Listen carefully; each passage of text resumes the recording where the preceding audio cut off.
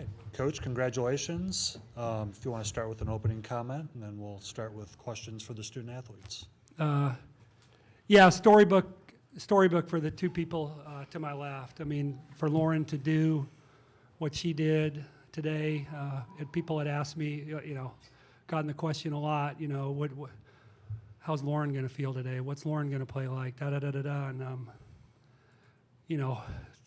those last few minutes had to be magical and special, and we're super proud of her, and we're super proud that she's part of our program. And Peyton has done an incredible job of waiting her time, and she's contributed to our program over her first 3 years, but she's had a special senior year. She's played unbelievably well for us. She's been a great leader, and I'm just super happy for her because she's been such a big part of why we're going to the first Sweet 16 in the history of our tournament. And fortunate to win today. Iowa's a great team. It was a great environment. It was great for the sport, great for the participants and the staffs and the fans. And it wasn't necessarily the game I envisioned. I did not think the game would be in the low 60s. And it certainly did not start out that way. It started out like it was going to be 98 to 93 or somewhere in that range. But both teams kind of settled in. And, the familiarity, I think, obviously, with playing each other and scrimmaging each other every year. And maybe a little bit of fatigue that second day. But, just congrats to Iowa on a great year and for the program that they are. And it took everything for us to win. But I'm so proud of our group that we found a way, and can't wait to get back and get ready for whoever's next. Thank you, Coach. Scott, far left.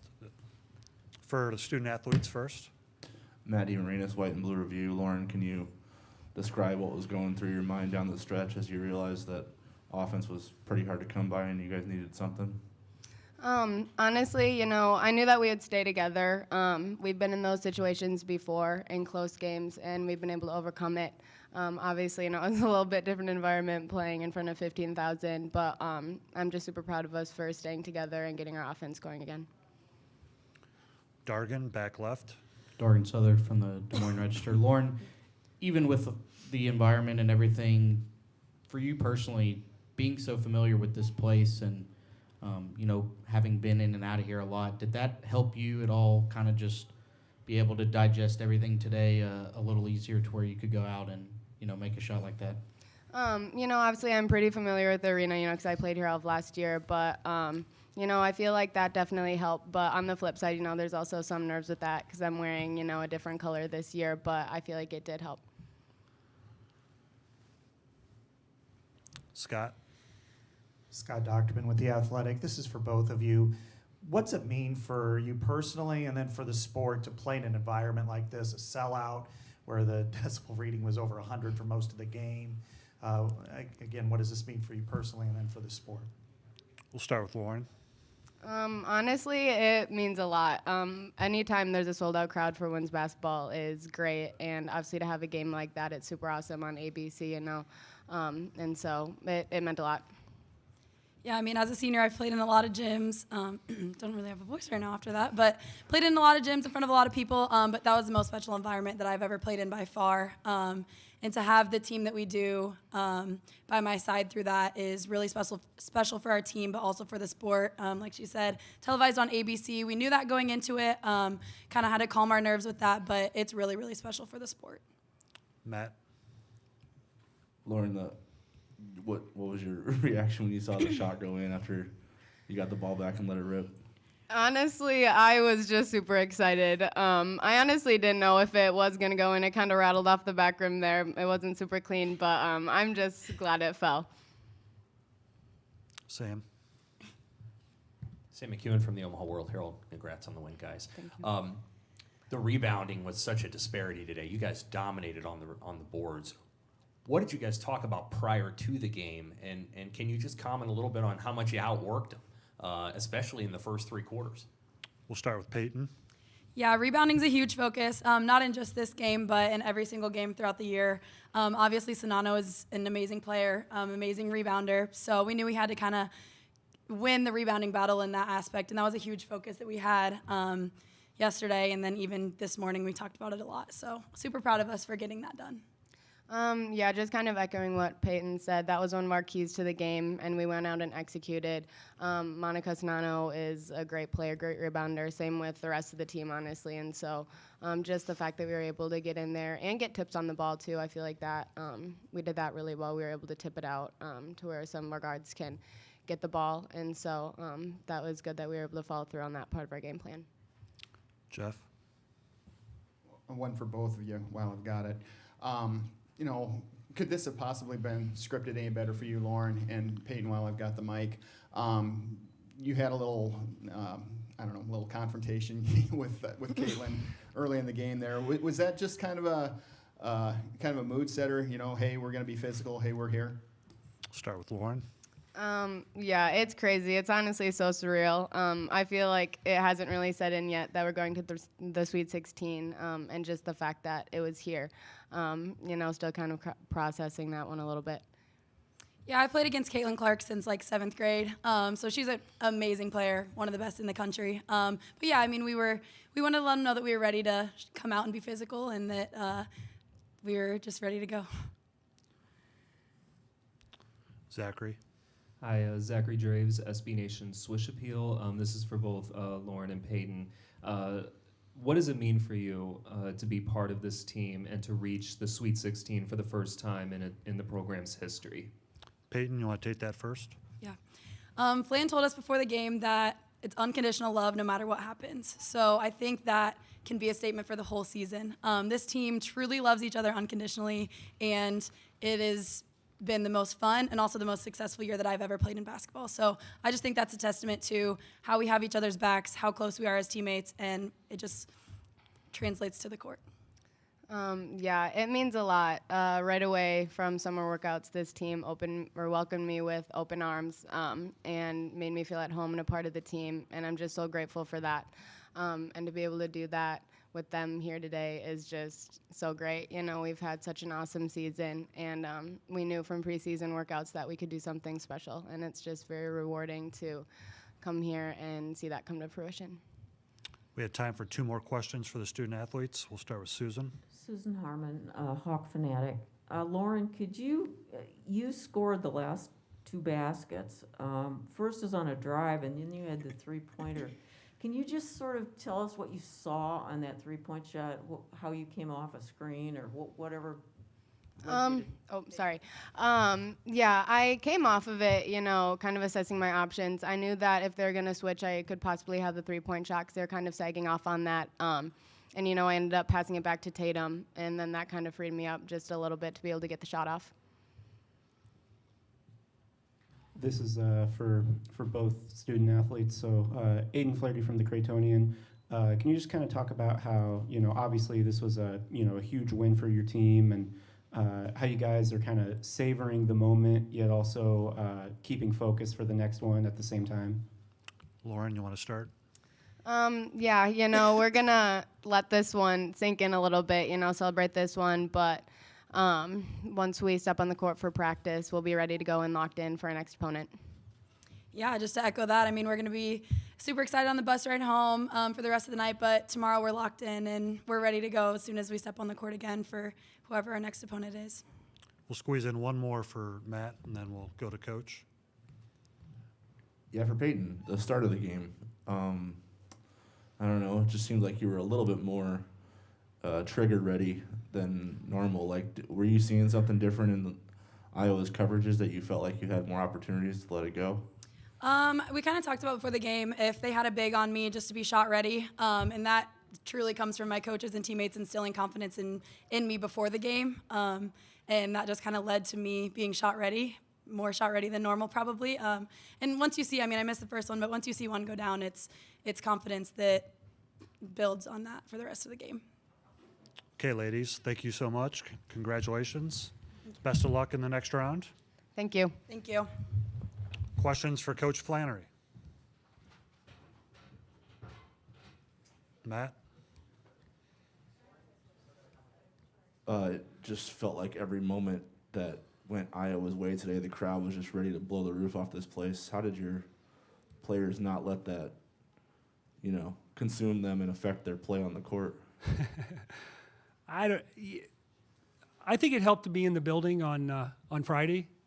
I mean, I know as a coach, to hear how loud it got during the Illinois State game, and for our players to be in the building, gave them a sense. I felt like if we hadn't been, maybe it's a little different. And just watching the way Illinois State, I in particular was watching the Illinois State staff to see how they communicated in game to their team and back, from team back. And we talked about that, before the game last night a little, but also this morning about just the need for more eyes to be to the bench, and which is part of what you're asking. But also, I think the expectation was that it was going to get loud. And we said I said it was a different game than I expected, but we said I was a great offensive team. They're going to go on 6-0, 8-0 runs.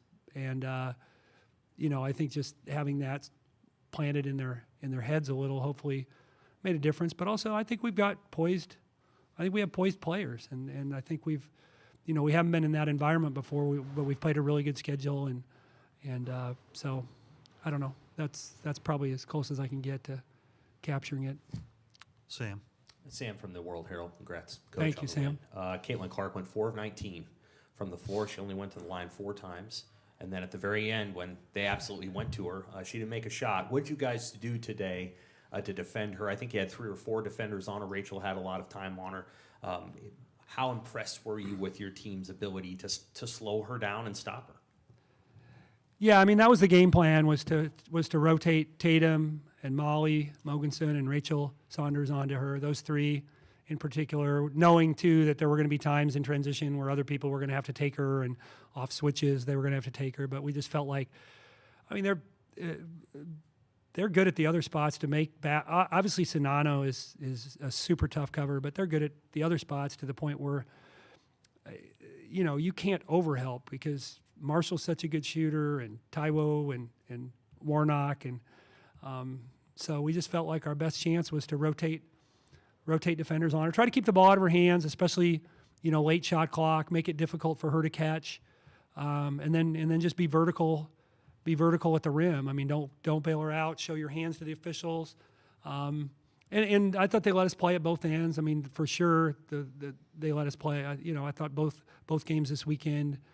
The officiating was consistent in terms of, I thought they called verticality pretty well in both games. And so, yeah, it was rotate defenders and try to keep the ball, in keeping a fresher defender on her was part of the idea of trying to keep the ball out of her hands a little bit. Tatum's foul trouble early kind of put a little crink in that plan, but overall I thought that was, we kind of thought that would work, and that was as good as probably you're going to get with somebody that good. Jeff. Yeah, Jeff Linder, Cedar Rapids Gazette. A couple of questions.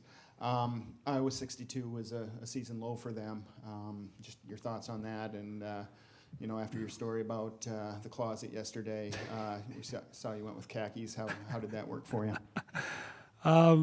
Yeah, thanks for that. Yeah, I think both teams missed opportunities. I mean, I think like I said, I think both teams defended well. They did some things to keep us off balance by cross-matching Sonano or O'Grady on somebody they wanted to hit a 3, either Rembau or Saunders or Peyton. But and we did some good things. We worked on enough. But both teams missed opportunities. I mean, Emma missed that layup late. Tatum missed that wide open layup late. But Iowa missed a lot of pretty open threes. So I think it was familiarity, but also I don't think either team probably played as well offensively as their best. But I think pressure has something to do with that too. Susan. Susan Harmon. Coach, I think everybody in the building probably knew Monica was going to get the ball at the end. What sort of defense were you trying to run there? Well, not the one that you saw when we came out. I mean, really, I mean, to be up two, obviously, I figured they'd, they're either going dead inside or they're maybe running an outside hand drive for Caitlin, maybe cut her up the middle of the floor and give her right hand to go to her outside hand. Those are probably the two things, or just go dead into the post. And Morgan got buried a little bit, but she sat on the correct shoulder. She sat on her left shoulder, and which is the shoulder that we were consistently telling our kids to sit on when she had her back to the basket. And fatigue maybe. I mean, I think, like I said, I mean, some of the missed shots late, I think were the product of fatigue. But we were on the correct shoulder. We needed to offer, I felt like, more resistance to the catch. But I thought about using my last timeout maybe to when I saw their formation, but I didn't, just in case they scored and we need to. So, Scott. Yeah, I wanted to. What was it like to walk into an environment like this? I mean, you already know you're going to be on ABC, and then you look up and you see almost 15,000 people and have it as loud as it was. What does it mean for the program, for the sport, just for everything in general? Yeah, it's a little surreal. I mean, I'm getting close to old, and so I've been around long enough to have metal lockers and be in a bigger shared locker space and not have any of the bells and whistles that we currently have. So to see it at this point, that's why I told Lisa before the game. I said, "Gosh, this is incredible, and this is a great tribute to you and your staff and your program." And they've obviously been good for a while, but the Gustafson years, the interest in Iowa women's basketball was big, but it's obviously at a new level with Caitlin, and that's again it's a tribute to Iowa and what they've done and who and what Caitlin is, but also to the sport, to the greater sport in general. The fact that we're on television, and I told somebody that the women's game is actually in a better position to market its best players, because the men's best players are gone after a year or two, and Paige and Caitlin and Aaliyah Boston and Alyssa Smith are, they're there for 4 years. So you've got a greater opportunity, I think, to grow the sport in that way than on the men's side, where the really, really good ones are only there a year or maybe two. Okay, we got Matt, and then we have a couple Zoom questions. Matt. Flan, Lauren scored 9 in a row for you, 9 of your last 10. Just given the circumstances, aside from that, but also the stage and the moment, how much guts does it take to do something like that, in your opinion? Yeah, absolutely. And I was searching a little bit. I mean, they did a good job of making post entry passes hard. They deflected a lot of passes, and we felt like we could get Emma more. That Emma would be able to score a little bit more frequently and efficiently in the post, but I thought they defended the pass pretty well. And Morgan was tired, and we'd kind of explored Molly, but then I was, so it wasn't total process of elimination, but I do feel like, because I have so much confidence in Lauren. I mean, I'll just tell you a quick story. I started playing some 6:15 ball. 6:15 morning ball during the pandemic, and this fall we would play at 6:15 on Fridays in the practice facility, and the number of times that Lauren was in there was impressive to me. And so as a coach, when you have somebody who comes into your program and you're trying to get to know them, and you see them when you walk in the gym at 6 a.m.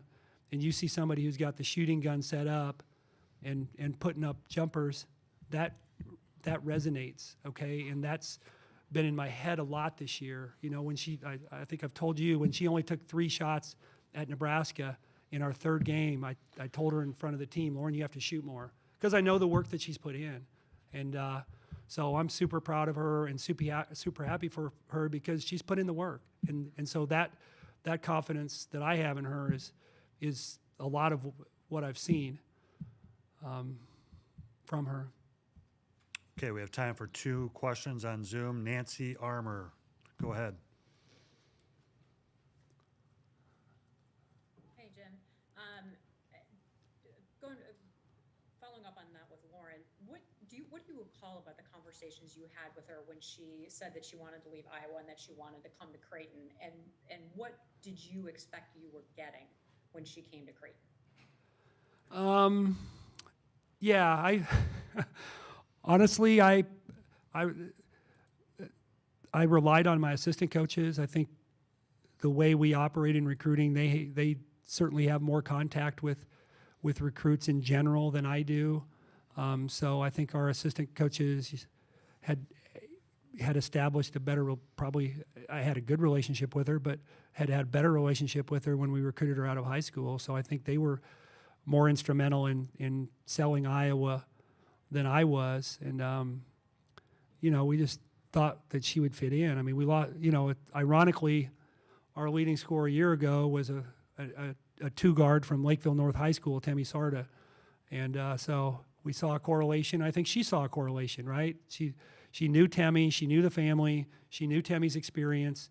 And so that made it, I think, much easier for her to jump when it came down to making a decision where she wanted to go after Iowa. So, I mean, I certainly credit my staff, and I think Temi's experience made an impact on the family. Okay, last question, Lindsay Schnell. Hey Jim, Lindsay Schnell from USA Today. Congrats on the win. Thank you. I was curious, you called timeout, you're down 4, 1:32 to go. You drew up that play to get Lauren a layup, but how much of that timeout was you telling everyone, hey, calm down, we're okay? And was Lauren, who's been in this environment, was she saying that to her teammates? The fourth quarter was about telling him to calm down. I don't know specifically if that timeout was, because I felt like that was more a little bit more of an X's and O's timeout, and just being, not deviating. We decided, or I decided at about the 3 to 4 minute mark that I wanted to put the ball in Lauren's hands and get Sonano switched onto her and let her go make plays. And that's kind of what we had talked about during the timeouts. And we just got we got a couple other people get a little excited, and I just wanted to repeat that's what I wanted, because I felt like she can score at all 3 levels. Like, she can, if you get the switch and get it back to her, now you got to guard her all the way up at the 3 line, and she's a good finisher at the rim. And if they want to bring help, she's a good mid-range shooter. So really, she's, in terms of what we have offensively, she is that player. Lauren was just she's a listener. She's reasonably quiet, so she wasn't telling people to calm down, but she's a good listener. Tatum and I usually have some sort of banter going, but I felt like they were all really good at listening. And you don't come back and win it if you're not still in the moment. That's what we talked about before the game: is stay in the moment. Okay, don't take your mind back to what you could have done or should have done, and don't take it too far forward. Stay in the moment, and I felt like we did a good job of that the last few possessions, and so I thought, it's not just Lauren making the shot; it's everybody else kind of adhering to what we were trying to do. Okay, Coach. Thank you so much. Congratulations. Best Thank of you. luck. Thanks, everybody. Appreciate it.